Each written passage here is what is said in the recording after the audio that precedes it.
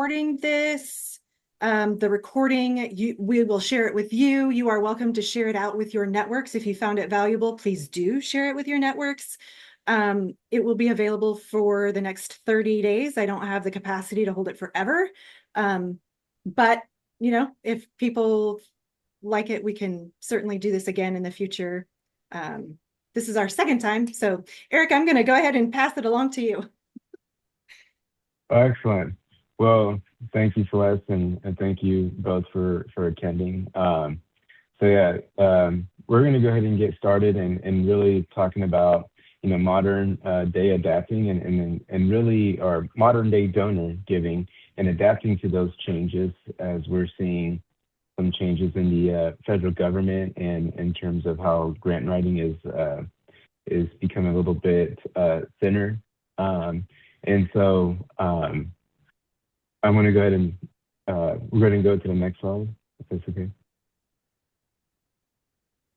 So the discussion that we're going to go over is really just kind of introducing us first, really setting the stage and understanding why it's important for these certain topics for every nonprofit to be equipped with.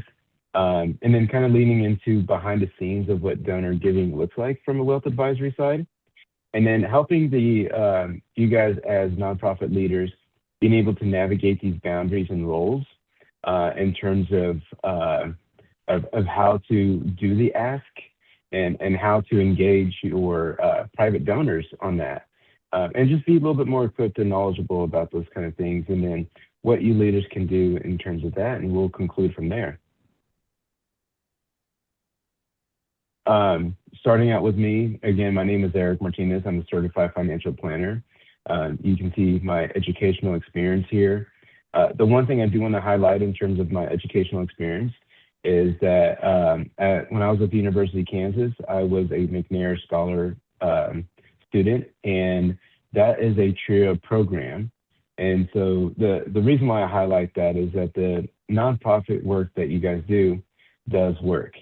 And so that organization was intended to pull individuals like me of a similar demographic to really kind of support us beyond college. And so, and in showing my nonprofit work experience, started out working previously before going into wealth advisory. I used to be a case manager for an organization intentionally misspelled incorrectly called Wyandotte Behavioral Health Network. Where I was a case manager, and I was also a program coordinator for about 6.5 years for an organization called LULAC National Educational Service Center. I'll pass it on to Celeste.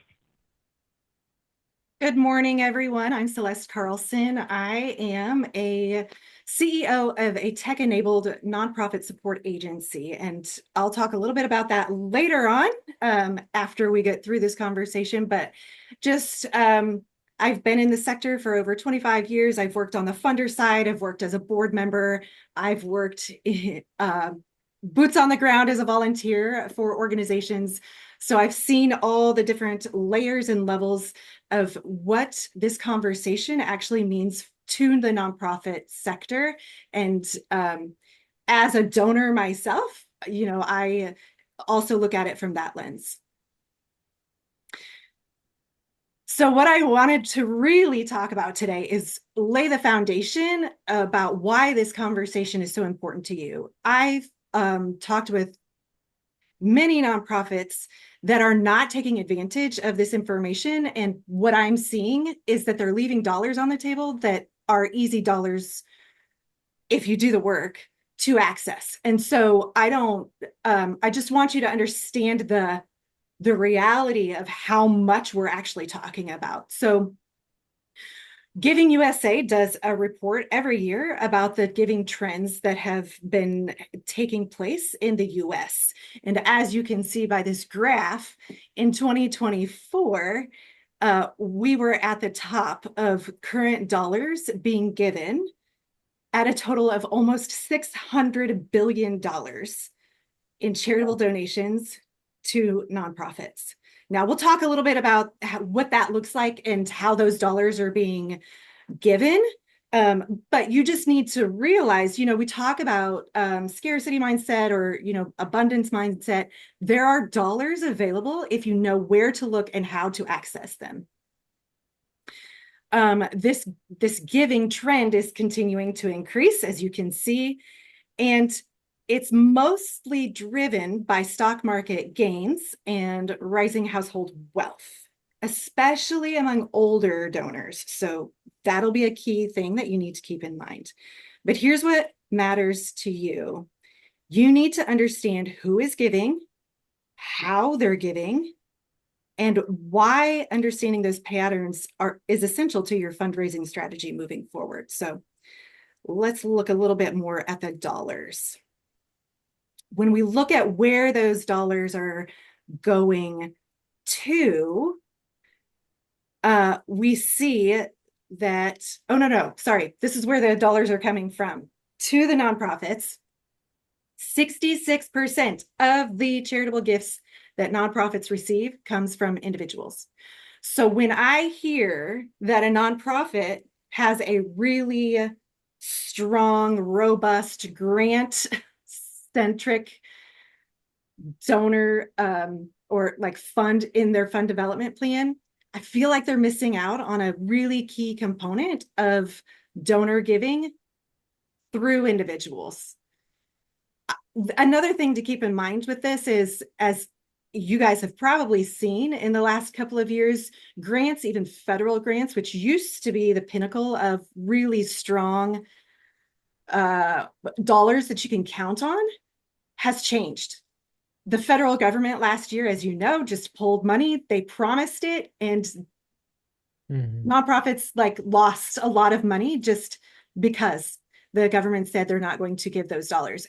If they had had a more individual donor base, that fluctuation on the ability to serve their constituents would have been less impacted if they had had that strategy. I get it. Like federal dollars, once you get those dollars, they're typically easy to count on. I mean, they're pretty secure, but last year showed something that we need to be aware of and thinking about moving forward.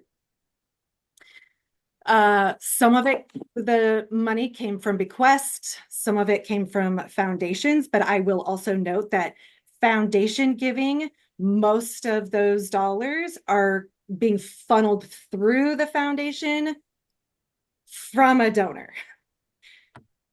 So like a person gives to their donor advised fund, and then that donor advised fund then funnels to an organization. So it's kind of a mixed bag. It looks like it's a lot coming from foundations, but we still need to understand that behind the scenes, that giving from the foundations is also driven by donors, individuals, and families. And then, of course, corporations are important as well. But again, a very small piece of the pie when you're looking at the overall picture of $600 billion of philanthropic giving in the US.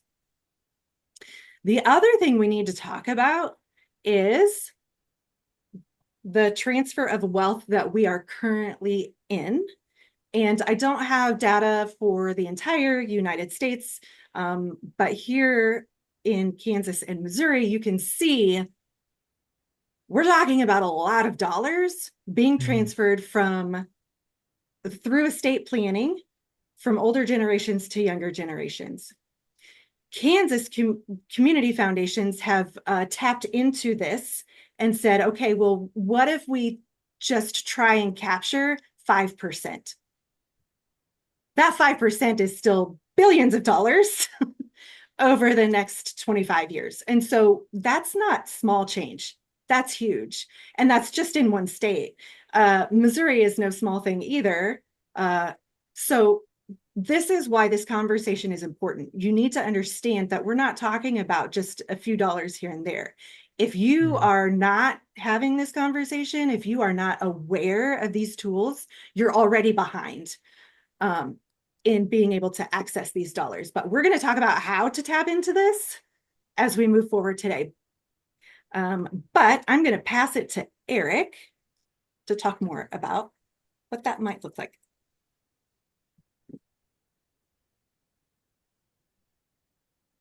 Thank you, Celeste.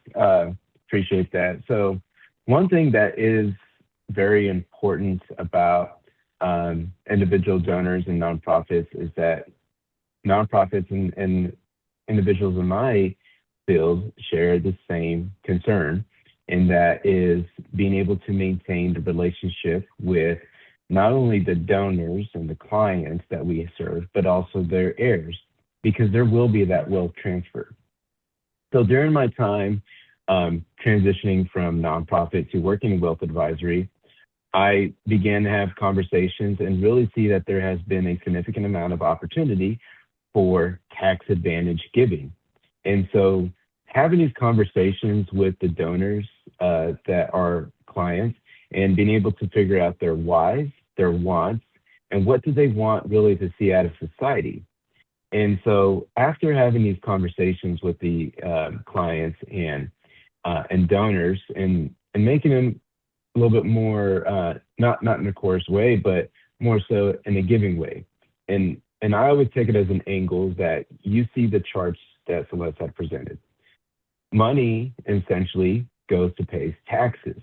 Well, a lot of times those donations are given to reduce the tax burden that an individual will give. So that usually, when you start to see the numbers add up and compound, that really becomes an incentive for people to look outward and say, how can I benefit society? As we're Celeste just mentioned, the dollars that we're paying towards taxes aren't exactly going to the locations that we would want to see to benefit society. So it is on the side of the individual donor to take control of that. Go to the next slide, please. And so those conversations do come up while having conversations on income planning, deductions and credits on a tax planning approach, retirement planning, investment planning, and estate planning, which goes along with the ideas of bequesting. So when we're looking at these different areas of financial planning, each one has their own way of being able to say how much can we as a donor donate to an organization to reduce the tax burden that we would be facing. So there are tax dollars today, and there are tax dollars in 20 years and beyond, and everything in between. So it's more about being able to look at the bigger picture and give the support to that individual donor that would be able to give more to your organization. And so, can you go to the next slide, please?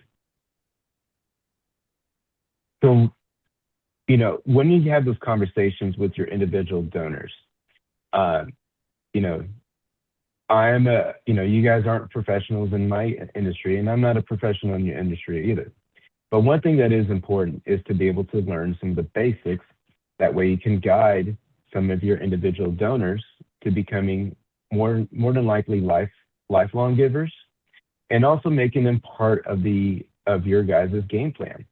So in terms of being able to engage with these donors, there is a small portion of donors that make up majority of your donations.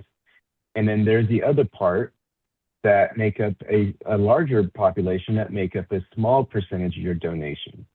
And so more than likely those major givers already have these tools set in mind and set in place, already have a financial advisor that is guiding them through their best interests to make you guys as part of their picture.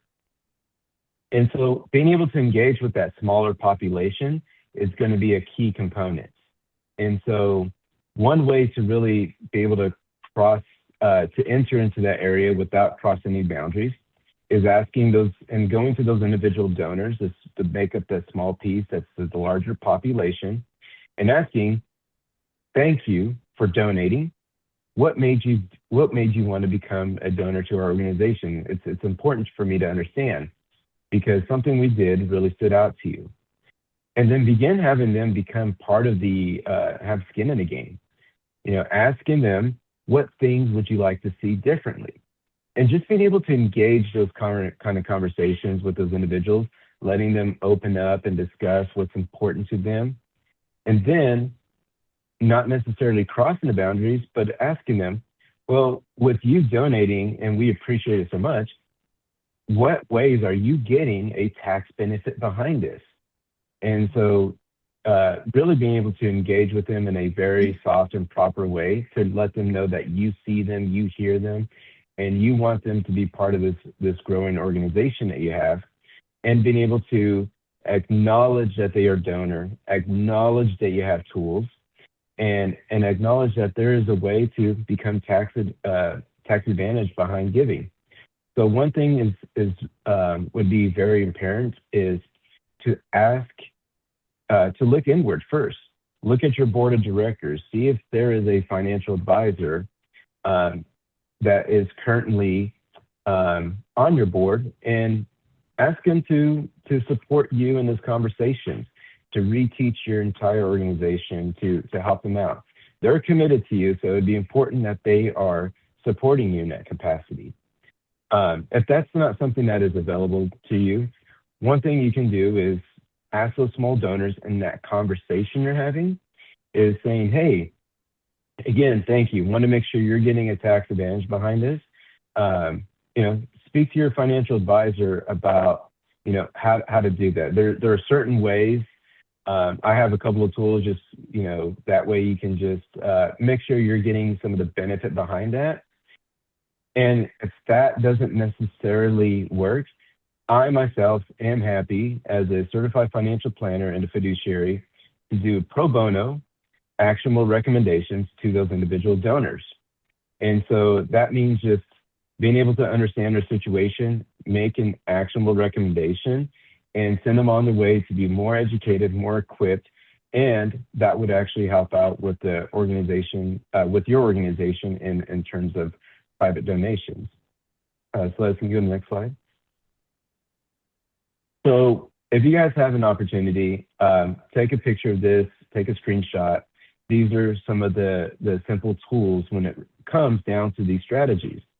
I'm going to explain these at a high level, and just know that if you guys want more questions about this, more than certainly reach out to me and ask me. But the first one, as Celeste had mentioned, is that your older population, in terms of age demographic, would be more equipped with these kind of strategies. So somebody who is at the age of 70 and a half plus 1 day later, they are able to make something called a qualified charitable distribution. So that is writing a check directly out of their IRA, never touching their hand, and going straight towards your organization. And for those who are, there's a certain age limit where you're 73 or 75, depending on what year you're born. You're going to have a required minimum distribution. And so sometimes those become a major tax burden, causing a slew and parade of other issues. But the big way to heavily control that in a healthy way is using that qualified charitable distribution methodology. The next one is utilizing a donor advised fund. That typically sounds like somebody who is an extreme wealthy individual. Really, these accounts can be opened up with no minimum at certain wirehouse organizations such as Charles Schwab, Fidelity, just larger companies like that. Community foundations. Yep.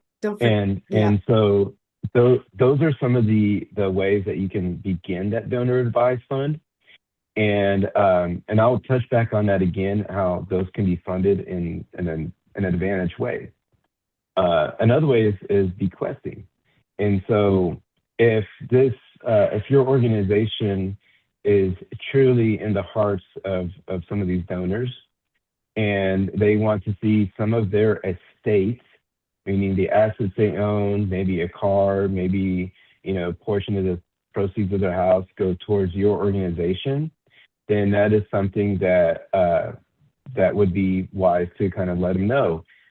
Depending on their income level, they could really get a major tax advantage by doing that. Depending on their connected level, just in terms of that could mean a lot for you guys as an organization. The last one is transferring highly appreciated stocks or funds. And so that is something that we call internally in the industry an ACATS transfer. And so what it is that you're basically transferring shares without selling them to another organization. So nonprofits that has a brokerage account at a major company would be able to take advantage of this. An individual can also donate, transfer in kind, those stocks and highly appreciated stocks and funds to a foundation or to their donor advised fund. And so they may not see the tax advantage right away that year, but one thing that they won't have to do is sell it later to pay taxes on it if they need it. So the purpose of that is if they're donating anyways, it would be wise for them to donate a share or two of whatever fund or stock that they own. And then that way you guys sell it or the donor advised sell it. And that is fundraising that does come towards your guys' cash flow. Go ahead, Celeste. Okay. Okay, so I just want to highlight a couple of things here. First, you do not have to understand deeply these tools. Understanding them at a high level just gives you enough context to have the conversation with your donors. Two, working with your wealth advisor is key. You are not qualified unless you've taken the course and gotten the certification to have these specific conversations. You need to be referring your donors to their tax advisor. So that they, or wealth planners, so that they're getting the correct legal information to take advantage of the tax savings that Erik has talked about. You don't want to get yourself in trouble, so just make sure that you're keeping that in mind. These conversations are important and you need to know about them, but make sure that you're not giving advice that you are not qualified to give. So I just, in the chat, shared a document with you, and we're going to go through some of the things that you can do as a fund development team to be able to start these conversations with your donors. And I will also highlight that when you're talking about people who are in their 60s, 70s, 80s, and above, they're thinking already about the legacy they want to leave. They're thinking about, they've been giving for maybe 5, 10, 20 plus years to your organization, depending on how old your organization is. And they want to see your organization succeed even beyond their death. And so you talking about it isn't bringing something up that is like they're not thinking about it. They're thinking about it. They want to continue that legacy. They just don't have maybe the conversation or words or tools to know how to do that. So that's where these different ideas come in to be able to have these conversations. So when you have donor meetings, you can talk about these different tools at a high level and review them with your donors without giving tax advice, and just say, have you considered leaving a legacy gift with us? And if so, do you have a tax advisor that you can talk to help make that plan now before you pass? You can also add a modern giving question to your development plan. Some organizations have booklets, and ensuring that your strategy reflects the reality. Individuals are still the largest giving source is really helpful as you consider that kind of language as well. You can also, and I highly recommend this, create a one-pager for your staff and board and turn these insights that we've shared today and insights about your organization into a single page that they can take and very easily have. And, honestly, you should be practicing having these conversations among each other so that If these words aren't familiar to you, if the concepts just don't make sense quite yet, the more you talk about them, the more you have the conversation, the more you interact with the language, the easier it is to even bring it up with donors who might be interested in utilizing these tools. If you create a one pager, I highly recommend having green light phrases, things they can say, and red light reminders, things that they should not say, like anything that says, did you know you can get a tax advantaged thing for giving this kind of donation? Don't say that, because that's this is where you could get yourself into trouble, and where you need that tax advisor to be able to actually give that tax advice. But you can bring up the tool itself and say you should talk to your tax advisor about these tools, because we love how much you support us and we would love to see that continue. You can also prioritize modern giving prospects. If you go through the list of prospects that you've got, donors that have given on a regular basis, people who give even small amounts on a consistent basis, year over year or month over month, they're going to be donors who are concerned about making sure that their legacy continues on even after they pass. And so understanding who that segment is for you and your organization is going to be key at being able to target those people and having this conversation with them. You could also host a small donor-facing conversation with an advisor, kind of like Erik. He has offered, and I know he would be more than willing to come and speak to a select group of donors that you already have to talk about these tools at a high level, so that you're not talking about it in a way that feels awkward or uncomfortable to you, but you're giving them the information they need to be able to take advantage of it to support your organization. And then you can also add one more question to the donor visits that you already do. You can just say, have you thought about what happens when you pass? Have you thought about leaving a legacy gift? Have you thought about even a 1% estate gift when you pass would be a really valuable gift to our organization, to keep us going even after you pass. If you do these kinds of things, make sure that you're tracking it in your CRM. I know donor development directors change jobs periodically, and your donor base needs to be kept within your CRM so that you're tracking and keeping up and following up with donors who have shown an interest in this conversation. And I want to share a story with you as well. I worked at a community foundation for about 10 years. And while I was there, we got the largest donation in the county. And it came by surprise. It was an estate gift. It was in a small town. It was a $15 million donation to our community foundation. That gift came about because this donor lived in California, but he grew up in the county that we were in. He did not want any conversation, so there were no phone calls. He did not want any conversation, so there were no emails. But he wanted to continue to get our newsletter. So that's what we did. We sent him our newsletter. When he passed, this gift was a major surprise. We had no idea that we were going to get it. But the point of the story is you don't know. And sometimes not knowing is not helpful.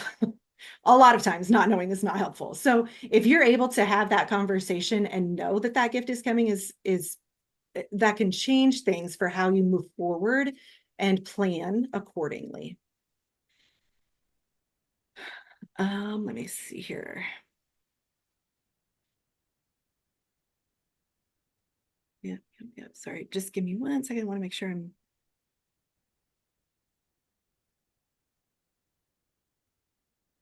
Okay, I'm going to pause there for some questions if anybody has any before I move on to the next thing.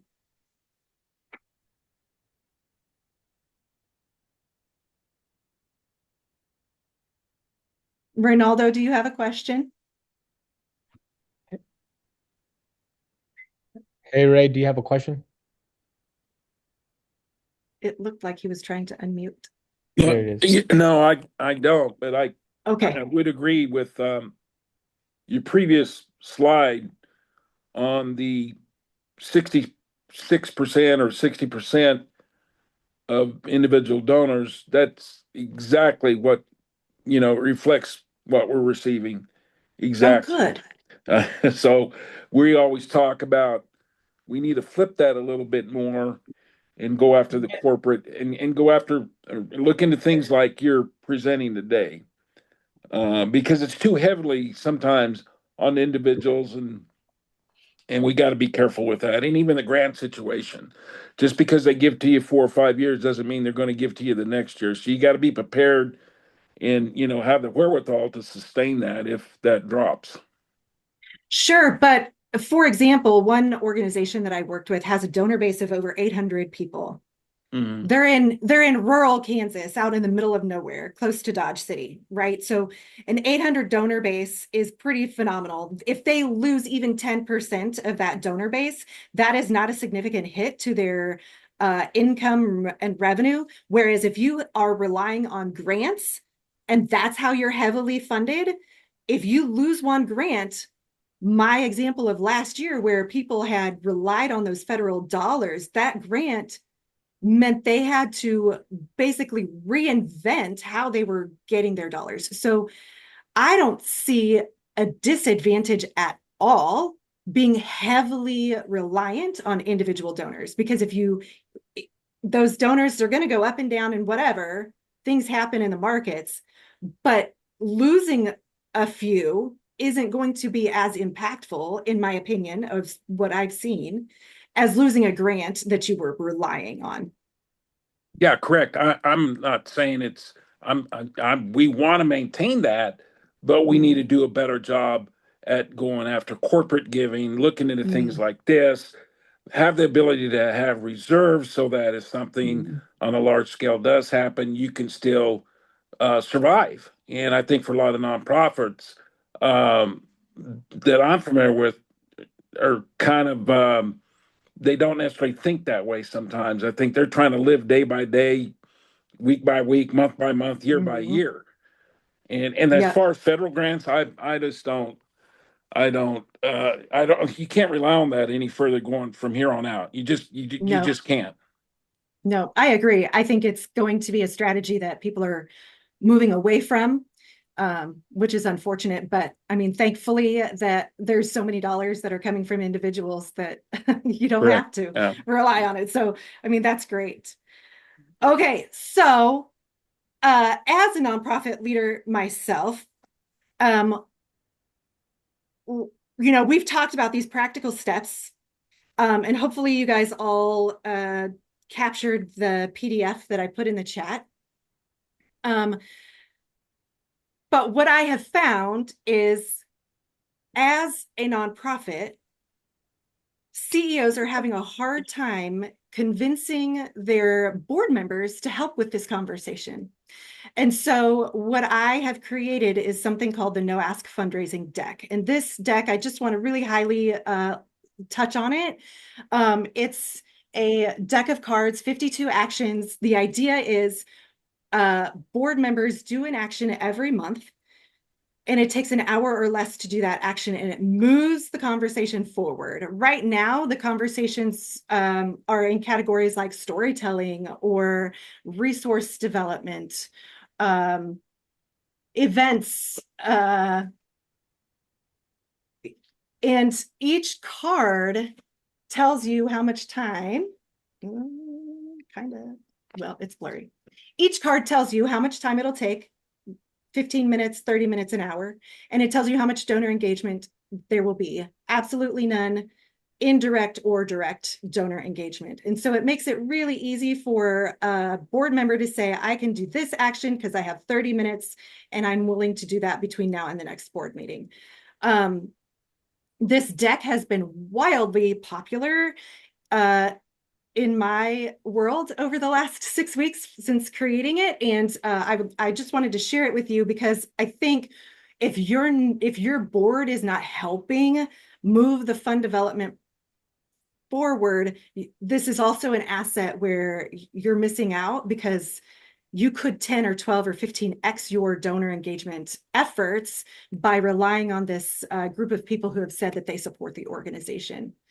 So just wanted to highlight that. If you have any questions about that deck, or I'm looking for people to pilot the and be beta testers for this deck. So if you're interested in that, that information is also on my website. And you can find all of that information at growinggoodconsulting.com.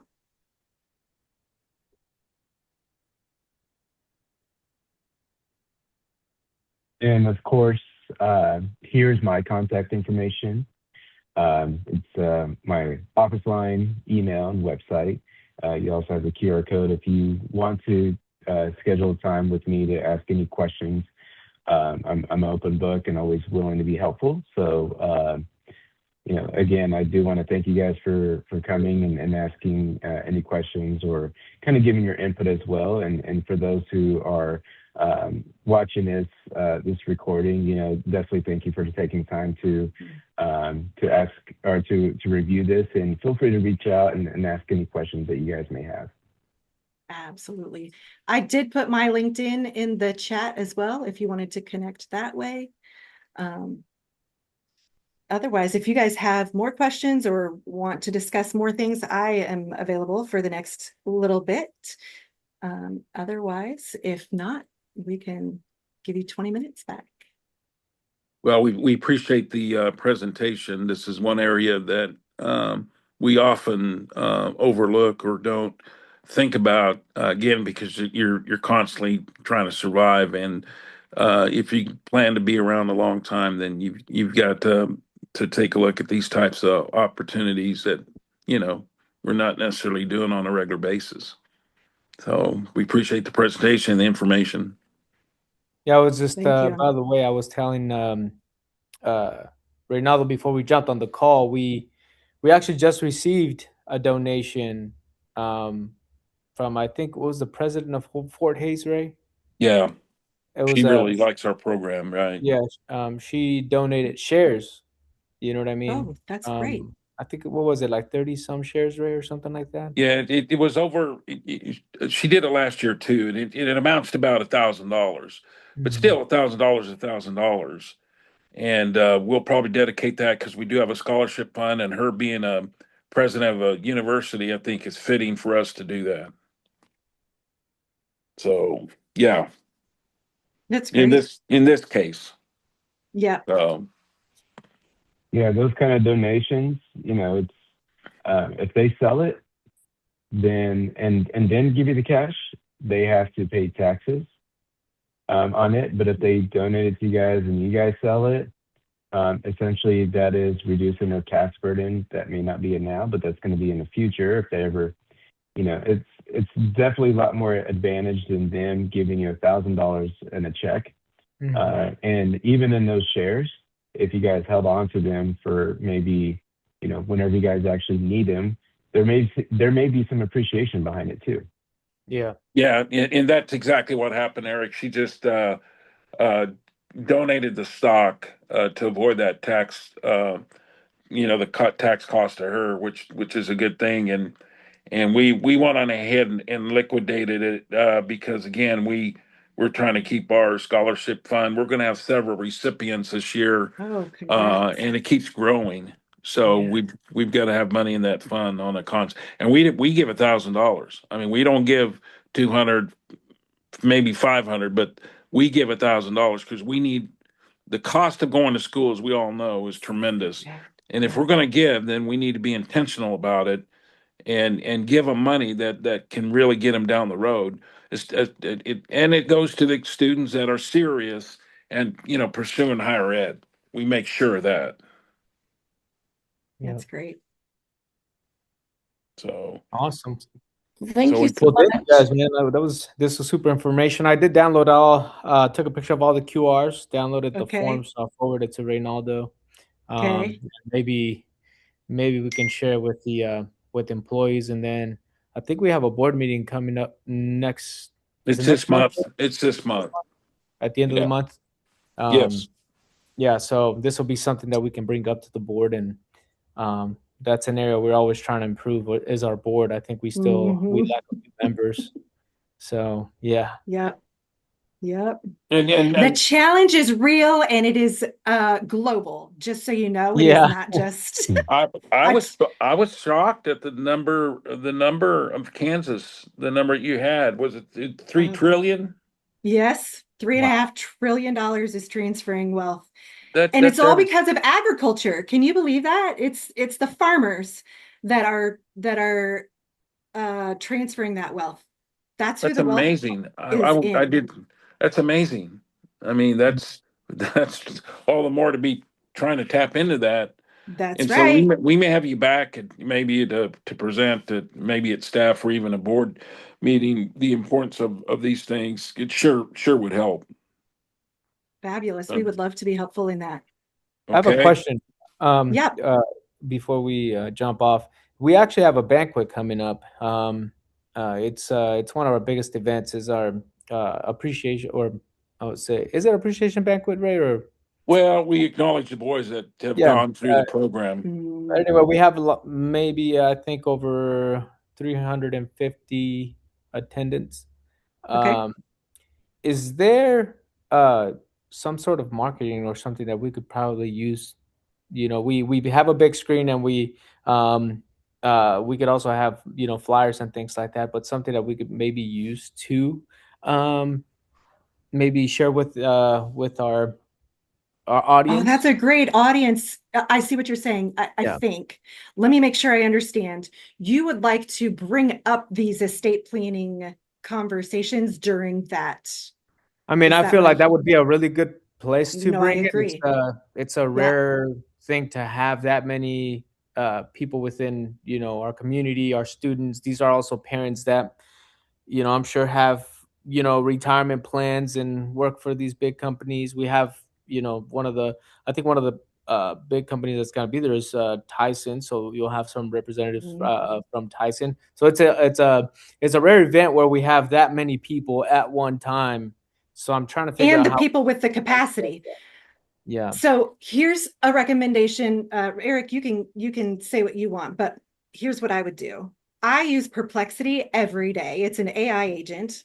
Hmm. I give it like a whole paragraph or a whole page of here's what I'm trying to accomplish, and the Yeah, that's yeah, that was Boots from Shrek. that's right. um, and here's how I want them, like I want to make some kind of an announcement. I want it to be professional. I want it to make sense to the rest of the conversation.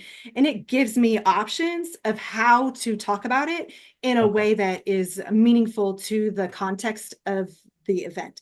So that might be a good way to get the way to do it specifically for your audience and that event. Okay. Um, if you want me to check it out, I'm glad to review it later. Erik, do you have any other advice? Yeah, so in terms of that, I mean, I think it would be great to at least kind of have some basic baseline knowledge, or um, even somebody to kind of present some of those ideas, and more so just acknowledgement, and not and making sure that the individual is not trying to like product push or anything like that. Just really kind of being informative on that approach, and because that would really kind of help reduce any kind of like barrier or anything like that that people may try to block out when somebody's up there discussing it, and just more so saying, hey, and I always take the approach of saying, hey, you have a tax bill that it's like destined. You're going to pay a tax bill one way or another. Here's how you can reduce it, And still um, support us. because Mhm. yeah, and then this way of reducing it supports an organization that you favor, and that's a lot more helpful than which writing a check is helpful, but it supports them in conjunction with them with your organization. Gotcha. Can I ask you a question? Hmm. Are you going to have like often when I go to banquets and things like that, at every place setting there's like some little card to give a donation of some sort? Yeah, so Um, what we do, one of our traditions is we create a placemat. And that placemat, it's like a 13 by 19-inch placemat mhm. that's on every single seat.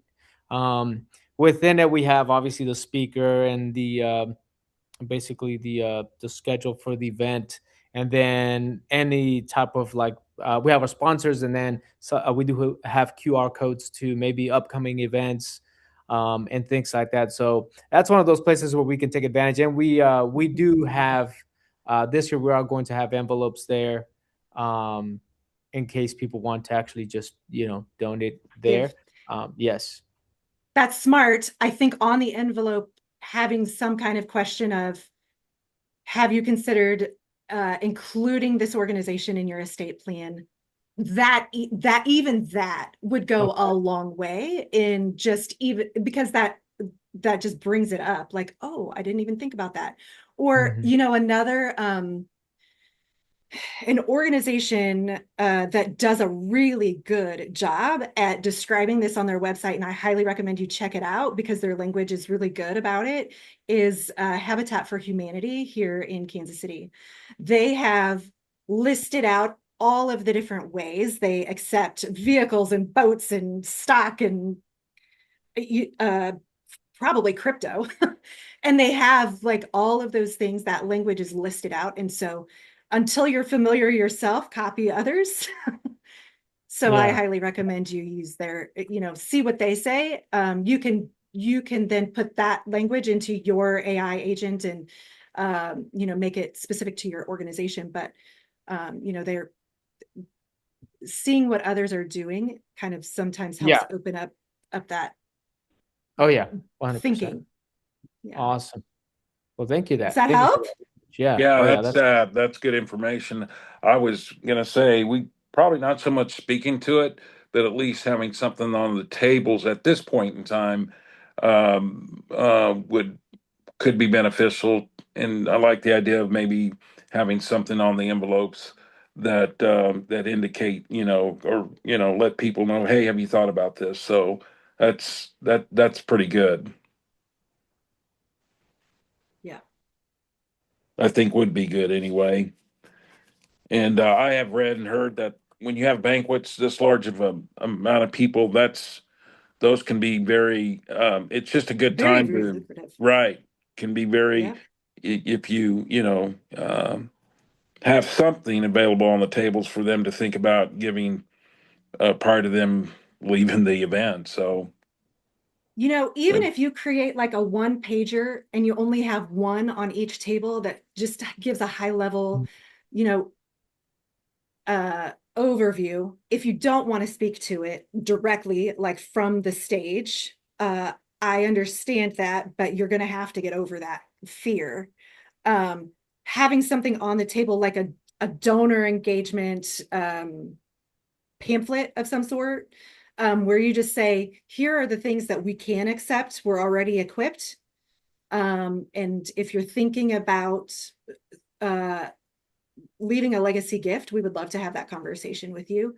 I think, you really just emphasizing it and all the different places that you can is going to be helpful. But I think also saying from the stage, like, we've been around for 14 years and we've loved all of the donations that you have given. And obviously, every donation matters. But if you love this organization and you're thinking about your estate planning and you want to leave us a gift, we would love to have that conversation with you. Even, something simple like that from the stage lets them know that you're also thinking about it. yeah, nice. that would be more appropriate. I was thinking when you say talking about it, we have an agenda that's already packed and Yep, adding one yep, I more get thing. it. Yeah, we're But adding if one you more thing. don't ask, they won't give. Right. Well, and Mhm. we plan on saying something about the envelopes being on the tables, right? Oh, So good. we Yep, can slip this in or word it perfect. to your point. Yeah. Yeah. Rewatch this recording so that you can capture what I said. I don't remember what I said, but you can Yeah, you can yeah. capture it and say it verbatim if you want to, or like make it yours, make it feel authentic and genuine. But you know, yeah. Yeah, Okay. good. Awesome. I'm so Thank you glad you guys. guys are thinking about this. You guys have Yeah. a great rest of your day. You too. Thank you. Thank you, Erik. Thank you. Thank you. Thank Thank you. you. Appreciate it. Bye. Bye-bye. Bye.